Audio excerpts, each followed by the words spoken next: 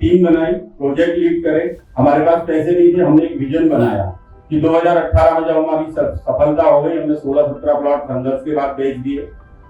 तो हमको जब सफलता मिल गई तो हमको समझ में आ गई सफलता तो मिली पर पैसे नहीं मिले। तो पैसे कहाँ से मिलेगी, जहाँ से लोन रजिस्ट्रियां तुरंत होती हो। तो हमने एरिया चेंज करके सुपर कॉरिडोर चुन लिया। सुपर कॉरिडोर पे एक कंपनी ज्वाइन करी, मार्केटिंग कंपनी, जिसमें लोन रजिस्ट्री के प्रोजेक्ट थे। हमको लोगों ने बोला कि आपने ये कंपनी क्यों चुनी। मैंने कहा भैया जिसका प्रोडक्ट है वो तो डेवलप नहीं करता, हमको तो पैसे कहाँ से मिलते हैं, समय पे रजिस्ट्री कहाँ से होती है, ग्राहक को जवाब देना है। थोड़ा 19-20 अगर होगा तो फर्क चलेगा, पर प्लाट ही नहीं मिलेगा। हमने फिर सुपर कॉरिडोर, हमने एक विजन बनाया। हमने क्या किया कि एक हमारे को बहुत अच्छे व्यक्ति मिल गए जिन्होंने सपने दिखाने का काम किया कि बड़ा सोचो, बड़ा करो। हमने 10 सीक्रेट देख ली, रात भर 3 बार देखी, और उसमें 10 सीक्रेट मैंने आपको भी भेजी थी, और उसमें दिखा दिया कि भाई सब कुछ पाया जा सकता है। तो मुझे यकीन हो गया कि सब कुछ पाया जा सकता है। तो मैंने सुबह आते ही लिख दिया कि मुझे 50 लाख रुपए कमाना है। अब लोग बोले 50 लाख रुपए, क्या लिख दिया कागज पे। मैंने कहा 50 लाख हमें ही पता नहीं कि कैसे कमाना है। बोले कमाओगे कैसे, अभी मेहनत करके।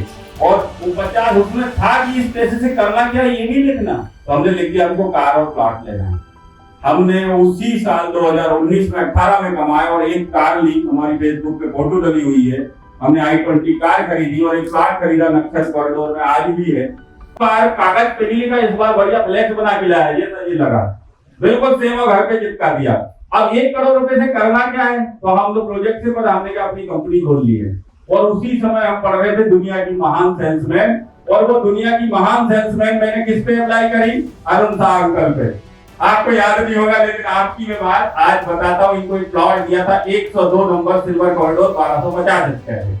मैंने उस समय जिद नहीं आ रही, वो मैंने दुनिया का महान सेल्समैन किताब पढ़ रहा था। ये हमारे ग्राहक थे, आज हमारे बीच में बैठे, रजिस्ट्री करने यूनिट इनके पास होगी।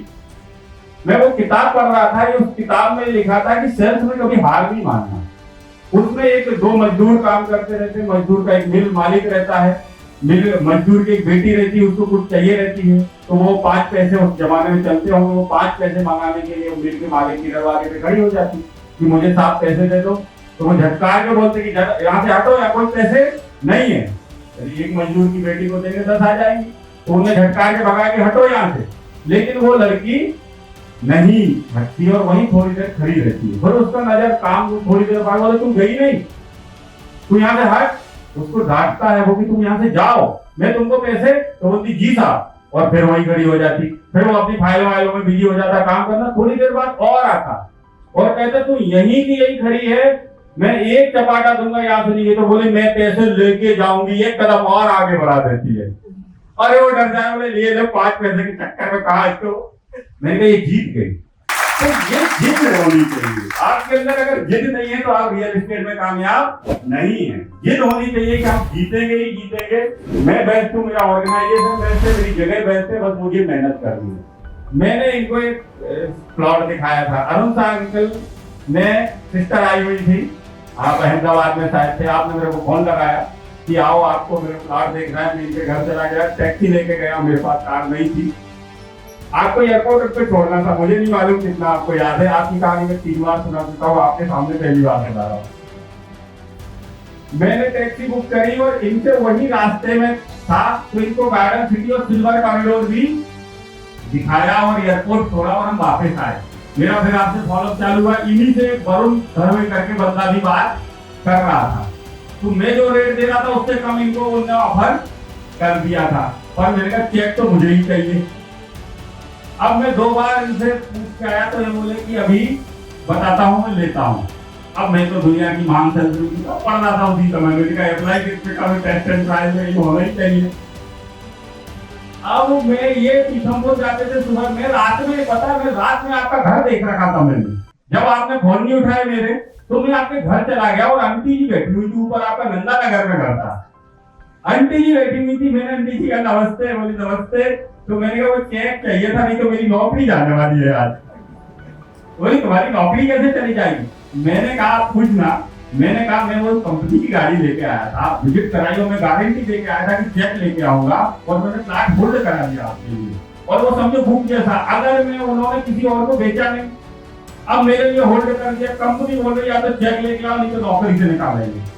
तो बोले बेटा अभी अंकल तो है नहीं है, अब कैसे हम चेक दे दें? तो मैंने कब आएंगे? बोले सुबह 9 बजे निकल जाते हो तो मैंने कहा ओके। फिर मैं सुबह 9 बजे आ गया आपके घर, आप वही मिल गए मुझे।